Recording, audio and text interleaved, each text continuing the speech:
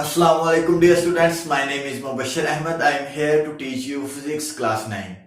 Dear students, हमने last lecture में new topic start किया था विच इज कॉल्ड टॉर्क और movement of a force 4.4 topic. Last lecture में हमने डिस्कस किया वो टर्म जिससे हम अपने जो टॉर्क जो मेन टॉपिक है उसको अंडरस्टैंड कर सकें। वो हमने लास्ट लेक्चर में टर्म को डिस्कस किया जिससे हम टॉर्क को इजीली अंडरस्टैंड कर सकते हैं। वो कौन कौन सी टर्म थी डियर स्टूडेंट्स? वो टर्म थी रिजिड बॉडी थी, एक्सिस ऑफ रोटेशन था एंड मूवमेंट आर्म था।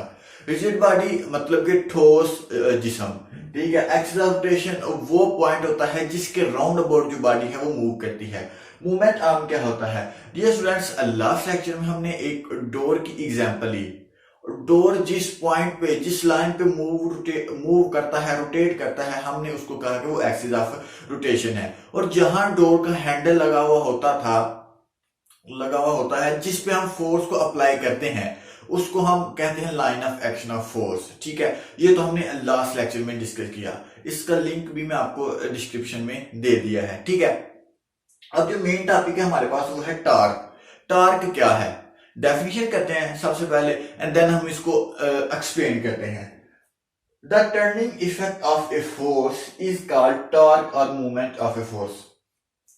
डियर स्टूडेंट्स, अगर एक फोर्स किसी बॉडी पे लग रही है, अगर एक फोर्स किसी बॉडी पे लग रही है और उस बॉडी में टर्निंग इफेक्ट प्रोड्यूस हो गया हो, बॉडी मूव करना स्टार्ट हो गई हो, रोटेट करना स्टार्ट हो गई हो, तो हम कहेंगे वहां पे कौन सा मोशन है? वो है टर्निंग इफेक्ट है।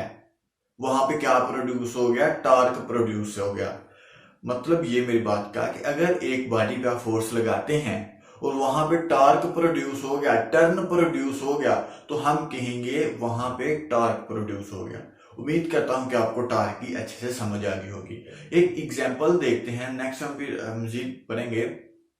एक फैन है हमारे पास, सीलिंग फैन है या कोई भी अगर हमारे पास फैन है, अगर हम पहले तो देखें कि फैन जो है वो रेस्ट पे होता है, ठीक है। फैन क्या होता है? रेस्ट पे होता है। लेकिन अगर जब हम स्विच को ऑन करते हैं तो फैन जो है रोटेट करना स्टार्ट हो जाता है, ठीक है, टर्न करना स्टार्ट हो जाता है। तो वहां पे जो मोशन है वो है टर्निंग इफेक्ट है, वहां पे रोटेशन हो रही है, ठीक है, वहां पे टॉर्क प्रोड्यूस हो रहा है। फैन भी जो है ये एक एग्जांपल है किसकी? टॉर्क की। उम्मीद करता हूं कि आपको इसकी भी अच्छे से समझ आ गई होगी कि अगर फोर्स लगने से कोई बॉडी टर्न करती है, टर्निंग इफेक्ट उस बॉडी में प्रोड्यूस होता है, तो हम कहेंगे वहां पे टॉर्क प्रोड्यूस हो गया, ठीक है। उम्मीद करता हूं कि आपको टॉर्क की डेफिनेशन के अच्छे से समझ आ गई होगी। अब हम डियर स्टूडेंट्स फार्मूला की बात करते हैं कि इसका फार्मूला क्या होता है। टॉर्क को हम रिप्रेजेंट करते हैं इस सिंबल से, ठीक है। और इसका जो फार्मूला होता है ये होता है F क्रॉस L। फोर्स F represent force and L represent movement arm. Dear students, ये जो दो टर्म्स है फोर्स एंड मूवमेंट आर्म जो है, अगर हम इन दो टर्म्स को इंक्रीज करेंगे तो टॉर्क ऑटोमेटिकली इंक्रीज हो जाएगा। कैसे? अभी हम देखते हैं। अगर हम फोर्स को इंक्रीज करेंगे तो टॉर्क इंक्रीज होगा, ठीक है, क्योंकि ये देखें, ये दरअसल ये जो है ये डायरेक्टली प्रोपोर्शनल है एक दूसरे के। एंड देन जो मूवमेंट आर्म है, तो अगर हमने लास्ट लेक्चर में भी देखा कि जितना मूवमेंट आर्म ज्यादा होगा उतनी ही जो टर्निंग इफेक्ट है हमारी बॉडी में वो ज्यादा होगी, ठीक है। उम्मीद करता हूं कि आपको इसकी समझ आ गई होगी। लेकिन हम एक फिजिकल, एक डेली लाइफ में जो एग्जांपल है उसको डिस्कस करते हैं। एक हमने टाइट नट को खोलना है। अगर हम छोटी लेंथ वाला स्पिनर यूज करेंगे, छोटी लेंथ, दरअसल लेंथ यहाँ पे मूवमेंट आर्म ही है। अगर हम छोटी लेंथ वाला स्पैनर यूज करेंगे तो उससे जो नट खुलना है वो बहुत मुश्किल है। लेकिन माइट बी पॉसिबल कि अगर हम एक्सट्रीम लेवल पे फोर्स लगाएं उसके ऊपर तो वो नट खुल जाए। लेकिन दूसरी तरफ अगर हम लार्ज लेंथ वाली, बड़ी लेंथ वाली स्पैनर यूज करेंगे वहां नट खोलने के लिए, तो जो हमारा नट है वो इजीली खुल जाएगा, ठीक है, क्योंकि जो मूवमेंट आर्म है वो किसी भी बॉडी के जो टर्निंग इफेक्ट है उसको इंक्रीज करता है, ठीक है। उम्मीद करता हूं कि आपको समझ आ गई होगी। अब हम डियर स्टूडेंट यूनिट की बात करते हैं। यूनिट को भी हम इन दो टर्म से ही ड्राइव करेंगे। फोर्स का जो यूनिट होता है वो क्या होता है? फोर्स का डियर स्टूडेंट यूनिट होता है न्यूटन, ठीक है। फोर्स का यूनिट होता है न्यूटन। एंड जो मूवमेंट आर्म है इसका यूनिट क्या है? इसका यूनिट है मीटर। मूवमेंट आर्म दरअसल इसका यूनिट है मीटर, ठीक है। तो जो टार्क का यूनिट क्या हुआ? Newton metre. न्यूटन मीटर, ये हमारे पास क्या है? टार्क का यूनिट है। अभी हम टार्क के यूनिट को डिफाइन करते हैं। Definition of unit of torque: a torque of 1 newton metre is caused by a force of 1 Newton acting perpendicular to the movement 1 meter long.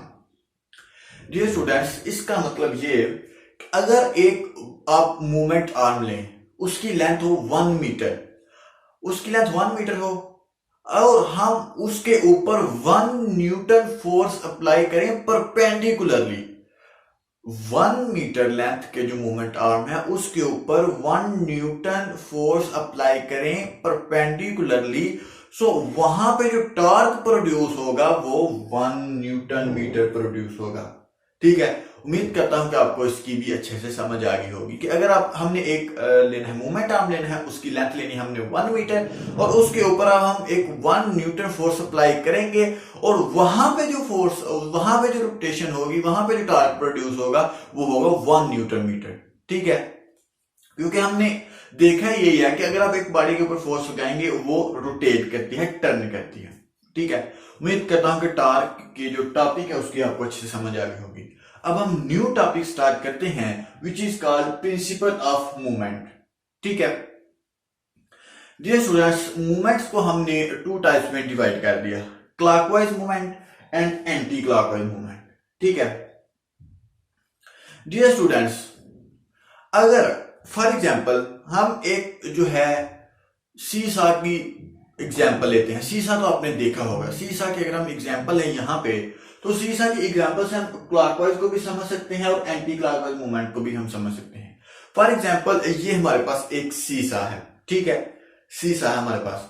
अगर ये सीसा इस तरफ को मूव करेगा, सीसा की जो मूविंग डायरेक्शन है वो इस तरफ को होगी, ये सीसा है ना, अगर इसकी डायरेक्शन इस तरफ को होगी तो हम कहेंगे वो क्लॉकवाइज मूवमेंट कर रहा है। वो क्या कर रहा है? क्लॉकवाइज मूवमेंट कर रहा है।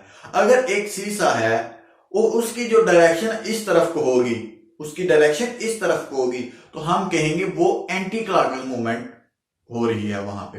अभी हम स्टडी करते हैं, देखते हैं क्लॉकवाइज मूवमेंट। द टॉर्क और movements produce in clockwise direction is called clockwise movement. जैसे कि हमने बताया कि अगर एक जो सीसा है, एक बॉडी है, वो इस तरह को मूव करेगी तो हम कहेंगे ये क्लॉकवाइज मूवमेंट है उसका। अगर एंटी क्लॉकवाइज की बात करें, द टॉर्क और movements produce in anti clockwise direction is called anti clockwise movement. अगर एक ऑब्जेक्ट, एक body anti clockwise movement produce कर रही है, एंटी क्लॉकवाइज मूवमेंट हो रहा है, तो वो बॉडी इस तरफ को मूव करेगी, ठीक है। उम्मीद करता हूं कि क्लॉकवाइज और एंटी क्लॉकवाइज की अच्छे से समझ आ गई होगी आपने। डियर स्टूडेंट्स, अब हम नेक्स्ट टॉपिक की बात करते हैं प्रिंसिपल ऑफ मूवमेंट की। डियर स्टूडेंट्स, अगर ये सीसा है, हमने सीसा की एग्जांपल ली ना, अगर ये सीसा है, अगर ना तो सीसा इधर मूव कर रहा है और ना ही अगर सीसा इधर मूव करेगा, वो बैलेंस ही रहेगा। मतलब कि sum of anti clockwise, sum of clockwise movement and sum of anti clockwise movement ये इक्वल होंगे, तो हम कहेंगे ये जो हमारी बॉडी है ये बैलेंस्ड है, ठीक है। अगर एंटी क्लॉकवाइज मूवमेंट और क्लॉकवाइज मूवमेंट अगर सेम होंगे तो हम कहेंगे, इक्वल होंगे तो हम कहेंगे ये हमारे पास क्या है? एक बैलेंस बॉडी है, ठीक है। सो डियर स्टूडेंट्स, उम्मीद करता हूं कि आपको अच्छे से समझ आ गई होगी इस टॉपिक की। हमने टॉर्क की बात की, उससे पहले हमने लास्ट लेक्चर में हमने ये 3 टर्म को डिस्कस किया, इसका लिंक आपको डिस्क्रिप्शन में मिल जाएगा। एंड देन हमने definition of unit of torque की बात की, उसके बाद हमने प्रिंसिपल ऑफ मूवमेंट्स की ही बात की, उसके बाद हमने ये इसकी स्टेटमेंट को डिस्कस किया कि अगर एक क्लॉकवाइज मूवमेंट और एंटी क्लॉकवाइज मोमेंटम सेम होंगे तो हम कहेंगे वो हमारे पास क्या है? एक बैलेंस्ड बॉडी है। यही प्रिंसिपल है मूवमेंट का। सो अल्लाह हाफिज, स्टे ब्लेस्ड।